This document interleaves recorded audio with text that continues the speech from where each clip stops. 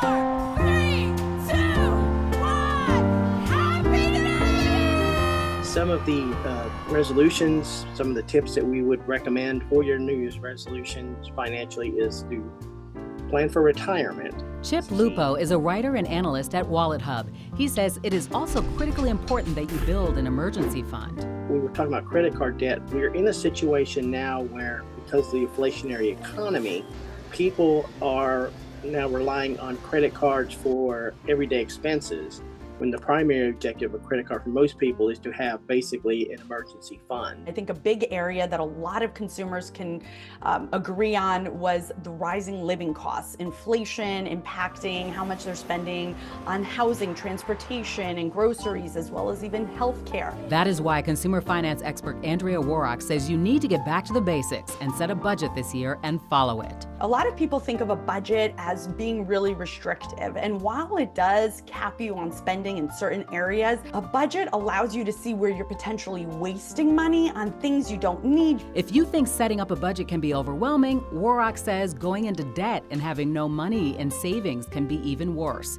Not to mention there are digital tools and apps to help you set one up, like the You Need a Budget app or YNAB. Just saying that you're going to pay off debt is not enough. You have to be really specific with how much debt you're going to pay off and set a realistic goal. When you take on this financial resolution, Warrock says it's important to have a plan in place, like using a balance transfer credit card or paying off the smallest balance first. If you don't have a plan, she says, you will likely just continue your cycle of debt.